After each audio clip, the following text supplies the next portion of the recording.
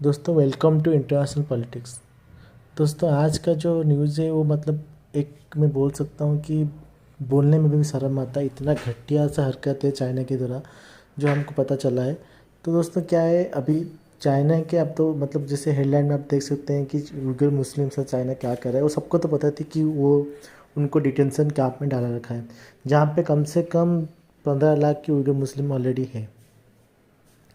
लेकिन उनके बारे में एक न्यूज़ निकल के सामने है जो कि न्यूजीलैंड और ऑस्ट्रेलिया की न्यूज़ चैनल में दिखा जा रहा है, बहुत अच्छे से कवर किया जा रहा है वहाँ पे कि ये जो चीज़ें हैं, ऑर्गन्स को सेल करना, सब कुछ करना, वो चाइना वहाँ से बिलियंस ऑफ डॉलर कमा रहा है।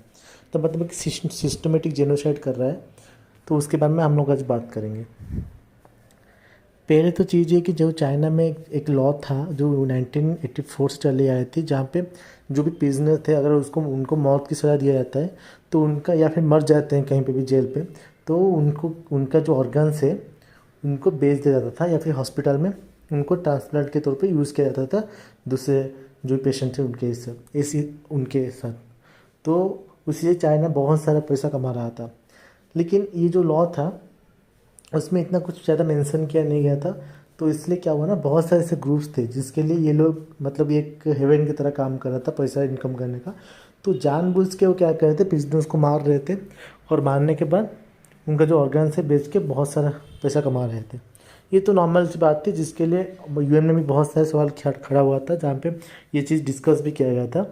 तो उसके बाद क्या हुआ, चाइना बहुत सारे प्रोटेस्ट होने के कारण और बहुत सारे जैसे गवर्नमेंट के खिलाफ बहुत सारे प्रोटेस्ट हुए चाइना में। उसके बाद क्या हुआ, चाइना ने 2014 में वो वाला लॉ को निकाल दिया। बोला था कि हाँ हम लोग यहाँ से ये जो प्रिजनर का जो है विदाउट परमिशन हम लोग ऑर्गन निकाल रहे हैं, वो हम लोग नहीं करेंगे। लेकिन फिर भी जो वहाँ पे जो सारे ग्रुप्स थे जो इससे बहुत सारे पैसा कमा रहे थे, बेनिफिट कमा रहे थे, तो उन लोगों के लिए तो दिक्कत की बात थी, क्योंकि वो लोग तो कभी नहीं चाहेंगे कि ये सब हो। तो उन लोगों के लिए क्या है, वो तो अभी भी इतना इंटेंसिटी इतना अच्छे से नहीं चला पा रहे थे, फिर भी ये सारी चीज़ चल रहा था चोरी छुपे। ऑर्गन्स का सेल कभी नहीं रुका था, ठीक है।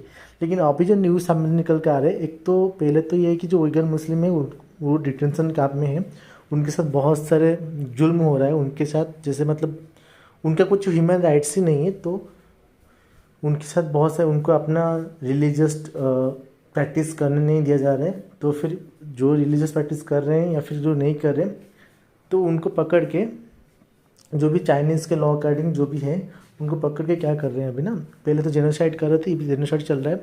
अभी अगर आप लोग देखोगे उनका बात बहुत कम हो चुका है उइगर मुस्लिम का। पहले जो था हम लोग 2011 के अकॉर्डिंग देख रहे थे, उनसे 60% कम हुआ है उनका बात रेट उइगर मुस्लिम का।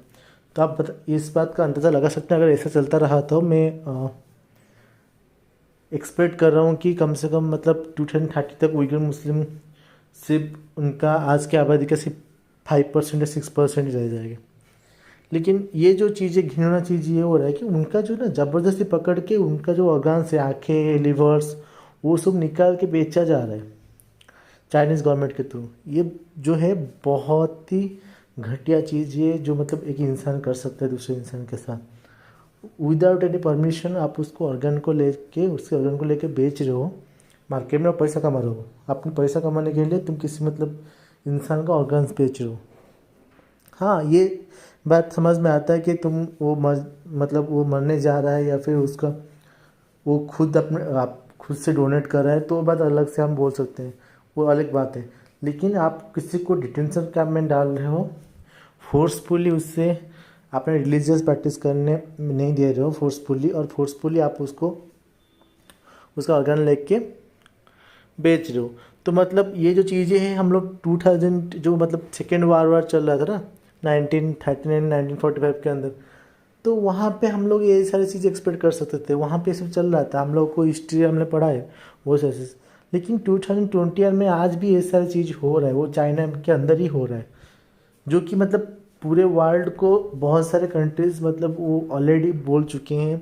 आज का जो India.com एक न्यूज़ है, मैं भी दिखा दूंगा, वहाँ पे भी आर्टिकल लिखा हुआ है। ऑस्ट्रेलियन और न्यूजीलैंड चैनल में भी बहुत दिखाई दे रहा है वो सब।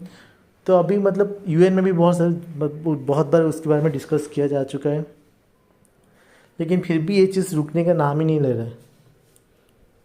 तो ये था टॉपिक, मतलब आपको इसके बारे में क्या कहना है दोस्तों, मुझे कमेंट सेक्शन में ज़रूर बताइए और चैनल को सब्सक्राइब कीजिए ऐसे न्यूज़ सुनने के लिए। मुझे तो सच में बोलूँ तो मुझे अंदर से बहुत ज़्यादा ख़राब फील हो रहा है, मतलब I am really feeling sorry for them. I mean ऐसा भी कुछ हो सकता है कंट्री में, आपका खुद का कंट्री है और खुद की कंट्री में आप लोग सेफ नहीं हो। आपका गवर्नमेंट है जो आपके खुद के कंट्री के जो नागरिक हैं उनका ऑर्गन्स को लेके बेच रहे हैं, और उससे ज़्यादा मतलब बदतर चीज़ें आपके लिए क्या हो सकता है। ठीक है दोस्तों, आज के लिए इतना ही। प्लीज़ चैनल को सब्सक्राइब कीजिए, लाइक कीजिए और कमेंट में बताइए आज का जो डिस्कशन था कैसे लगा, कमेंट में ज़रूर बताइए।